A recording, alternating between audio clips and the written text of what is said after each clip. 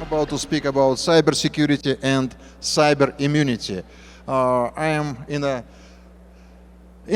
in this business for more than 30 years, so I remember those times then the cybersecurity issues, they were not so critically important, and now we're living in completely different age. So today I'm about to speak about cybersecurity and cyber immunity in a cyber age. And what the age we're living right now. For 1,000 years, well, actually there's a different scientists, they report different numbers, but they say like 50,000 years we were living in a stone age, then in bronze and iron age, then we had a plastic age right now. Some people say that we are living in a plastic age, and the next is definitely the cyber age. And unfortunately, there are three barriers to stop us from entering the cyber age. First of all, it's mass cybercrime. Second, it's targeted attacks, highly professional criminal attacks, which are able to hack even well-protected enterprises, and attacks on the industrial systems, Internet of Things, and especially critical infrastructure. So I'm going to speak about all these 3 points and explain what we're doing to protect our customers from these types of the threats. So first of all, cybercrime, traditional cybercrime, and the numbers are really scary. Every day we collect about 380,000 new, unique, malicious applications. Every day. So I'm here for a couple of days, so we'll have about more than 700,000 new malicious files during my stay here in Riyadh. The numbers are really scary. And the good question is, how many criminals are behind that? Well, actually, of course, there is a lot of this stuff is made automatically, but still there are a lot of the handwork. So there are many, thousands of the bad guys, thousands criminals, which are developing new malicious attacks. So if you say, they say that there are 100,000 of criminals, 100,000 of hackers, I will not be surprised. Who these guys are? Well, actually, they speak very different languages. So they speak Chinese, Russian, Spanish, Portuguese, English, native English, broken English, many different languages. Well, their numbers are very scary, but technically speaking, it's not a big problem. We're able to develop automatic tools, the technologies, which automatically collect new suspicious data from the internet, automatically sort the malicious files, new malicious files from the clean files, and release the antidote and deliver it to our customers. So technically speaking, we are able to protect you from this kind of mass cybercrime, because it's mostly junior or middle level complexity attacks. So technically speaking, we can handle that. Technically speaking, it's not a problem. The problem is that many of these junior or middle level hackers, they are learning, they're getting more smart, and they are joining highly professional criminal gangs. And these criminal gangs are able to hack even very, very well protected enterprises. So you know it from the news, how many attacks how many high profile attacks they're happening almost every day. So still most of the professional hackers attacks, it's a state sponsored. Still there are about 90% of these attacks, it's a state sponsored espionage, but we see the more and more criminal gangs which are on the same level with the state sponsored malware projects. We're facing a very serious technical issue, how to protect our customers, how to protect enterprises, high profile victims from their highly professional hackers attacks. Well, we are able to develop technologies and deliver the products which can guarantee very high level of protection. Well, I'm not going to speak too much about this. There are so many technical details how we protect from these highly complicated cyber threats. Once again, I have a URL. Unfortunately, you can see that. But if I move this chair, you see the URL and QR code. at the bottom line. So you can learn more about these products and technology. So actually it's endpoint protection plus and network security systems which are able not just to recognize the known threats, but also to detect that there's something is going wrong in your network. There's something strange, suspicious. The behavior of your network is not usual.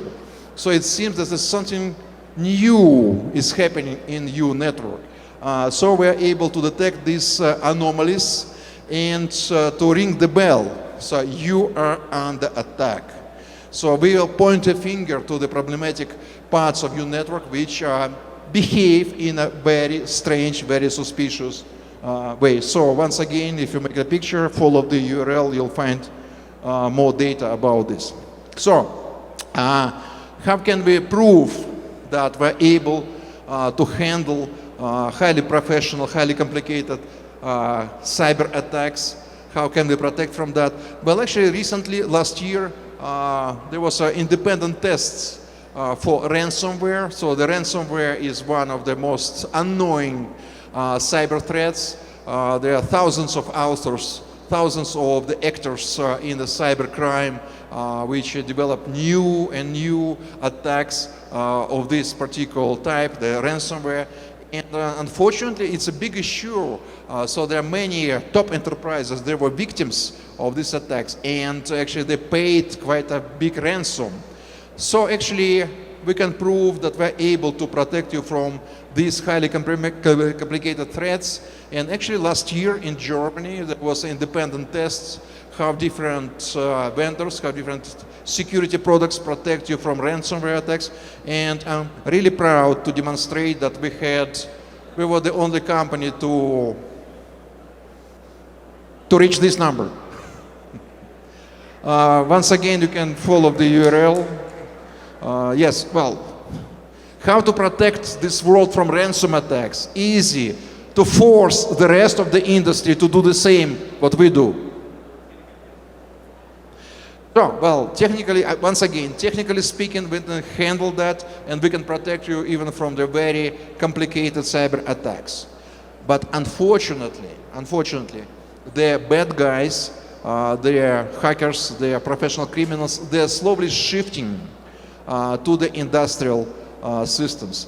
Still, there are not attacks on industrial sector, attacks on SCADA networks. It's not a major business for these guys, but we have many reports, we have a feedback from our industrial customers, what we see from our sensors, that the criminals, highly professional criminal gangs, they are slowly shifting to the direction of SCADA systems. They are slowly shifting from attacks on the office networks, which is painful, but still it's not as bad as attacks on the industrial sector, as attacks on physical systems.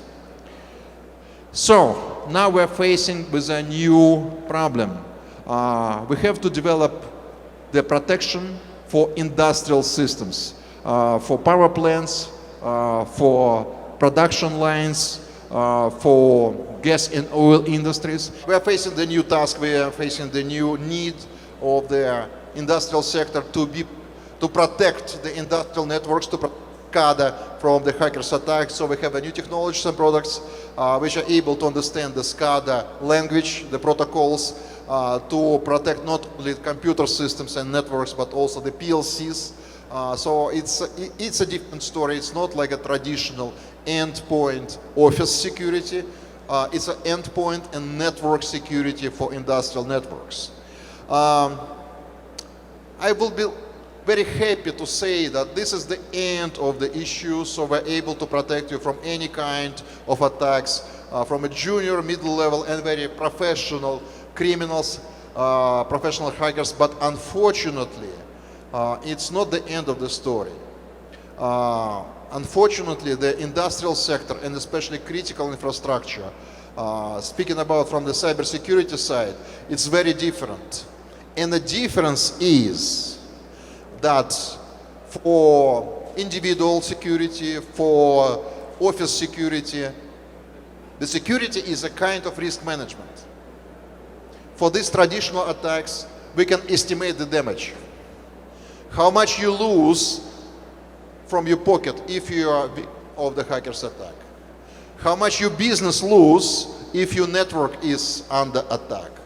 How many days your business will be paralyzed. How much you lose from this unfortunate situation. So you invest into cybersecurity and balance the risks. In case of attacks on the critical infrastructure, on industrial sector, the damage is unpredictable. What happens if the power plant or power grid is under attack?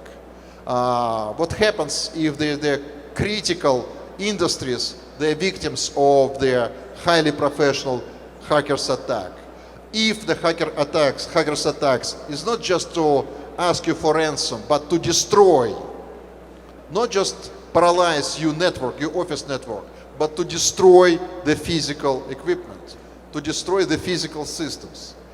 So, unfortunately, in this case, the damage is unpredictable, so the cybersecurity doesn't compensate the risks. So, what to do? And I believe this is the time when they need to switch from cybersecurity to cyber immunity. And well, security, it's it's like a mask on your face. And that's injection. That's the difference. So what we need to do to have a vaccine to cyber systems? Well, to be honest, I don't know how to do it based on the existing operating systems and the existing architecture of the cyber gadgets, cyber networks. We need to change quite a lot. And to reach the level of cyber immunity, we need to change the main thing, the architecture of operating system. So that was the bad news. The good news is that we are working on that.